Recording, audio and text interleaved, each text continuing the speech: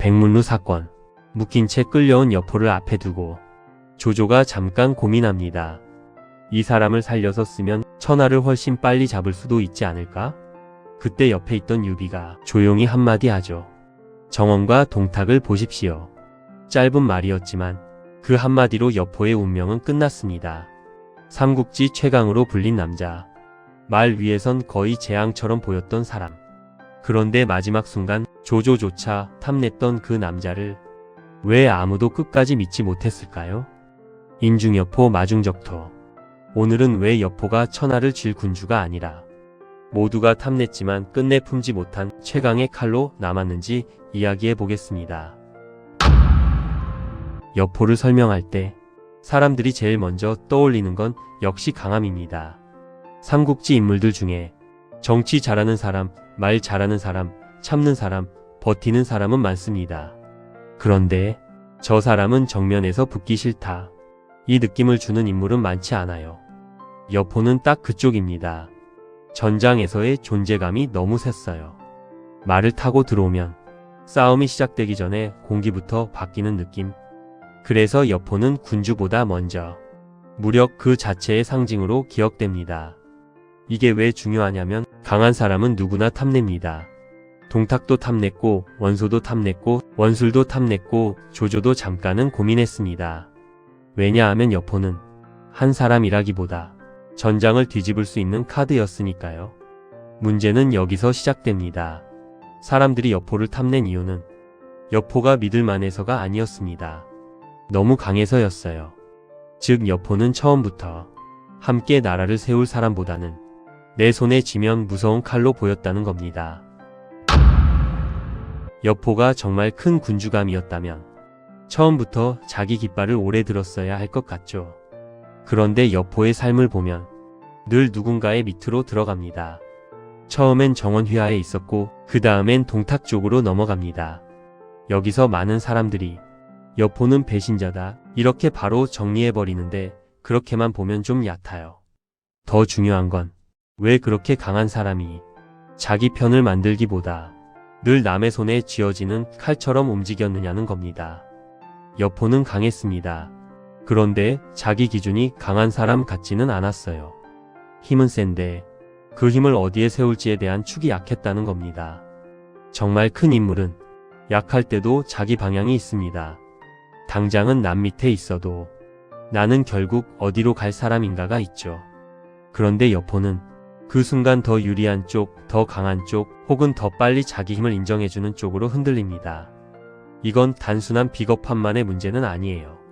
오히려 여포는 내가 어디에 붙어도 결국 내가 제일 강하다.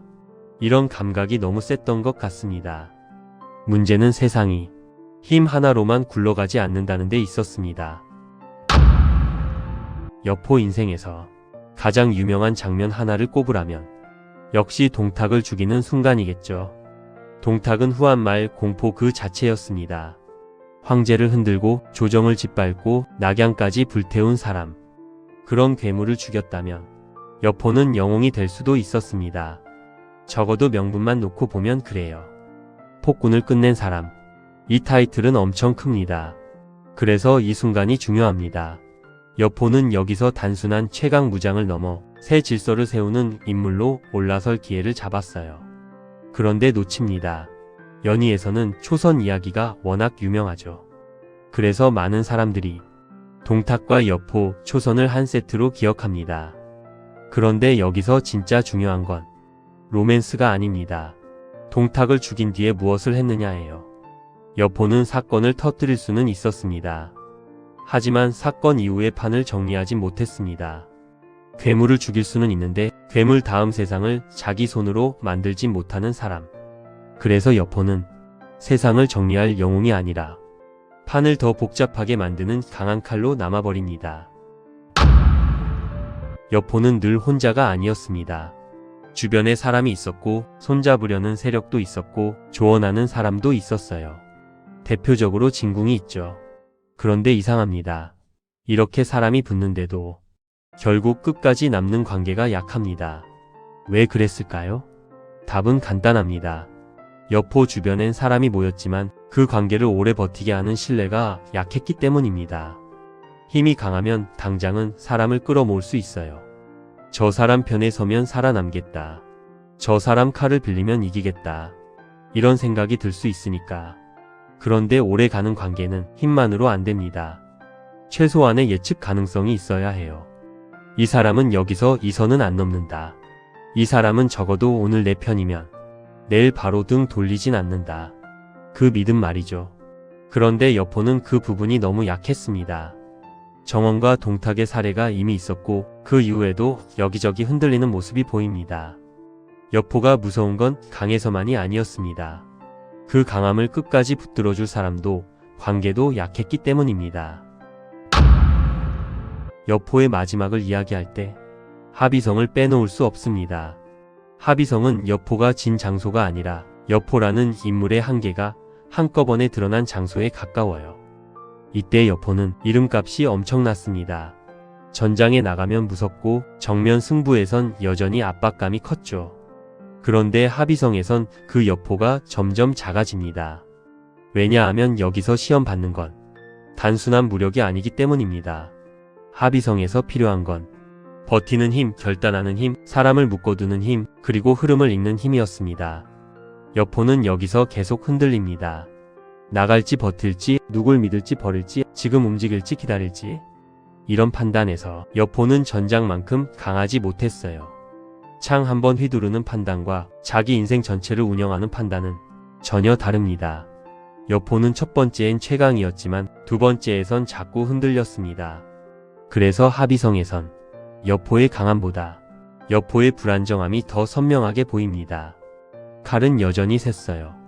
그런데 그 칼을 어디에 써야 할지 끝내 정리하지 못한 사람처럼 보입니다. 이제 다시 백문으로 돌아가 봅시다. 포박된 여포를 앞에 두고 조조는 고민합니다. 이건 이상한 일이 아니에요. 여포는 여전히 탐나는 카드였으니까요. 강합니다. 존재감 있습니다. 전장에 세워두면 엄청난 위협이 됩니다. 조조 같은 사람 입장에선 당연히 한 번쯤 생각해 볼 만하죠.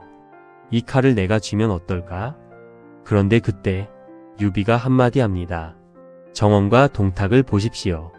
이 말은 사실 여포 인생 전체를 한 문장으로 정리한 거예요. 정원 아래 있다가 돌아섰고 동탁 아래 있다가 또 돌아섰다. 즉, 이 사람은 너무 강하지만 끝까지 품을 수는 없는 사람이라는 뜻입니다. 조조도 그걸 알았을 겁니다. 여포를 쥐고 싶었습니다. 그런데 오래 쥐고 있기엔 너무 위험합니다. 이게 여포의 마지막 비극이에요. 누구나 탐냅니다. 그런데 아무도 끝까지 앉지 못합니다. 최강의 무장인데 최후의 순간엔 가장 불안한 카드가 되어버린 거죠. 여기서 여포의 본질이 드러납니다. 여포는 천하를 쥘 군주가 아니었습니다. 오히려 모두가 갖고 싶어 했던 최강의 칼에 더 가까웠습니다. 조조가 살려서 쓰고 싶어 했다는 건 여포의 강함을, 유비가 말렸다는 건 여포의 한계를 보여줍니다. 여포는 분명 삼국지에서 가장 강한 무장 중 한 명이었습니다. 아니, 많은 사람에게는 지금도 가장 먼저 떠오르는 최강의 이름일 겁니다. 그런데도 여포는 끝내 천하를 얻지 못했습니다. 왜였을까요? 힘이 부족해서가 아닙니다. 오히려 힘은 너무 넘쳤습니다. 문제는 그 힘을 어디에 세울지, 누구와 함께 쓸지, 언제 멈추고 언제 버틸지를 끝내 정하지 못했다는 데 있었습니다. 그래서 여포는 누구보다 강했는데 누구의 사람도 되지 못했습니다. 천하를 쥘 군주가 되지도 못했고 끝까지 품어질 장수도 되지 못했습니다. 어쩌면 여포는 삼국지 최강의 무장이 아니라 모두가 탐냈지만 끝내 품지 못한 최강의 칼로 기억되는 인물인지도 모릅니다. 그래서 여포는 멋있습니다. 그런데 동시에 허무합니다. 그리고 바로 그 점 때문에 지금까지도 가장 강렬하게 남아있는지도 모릅니다.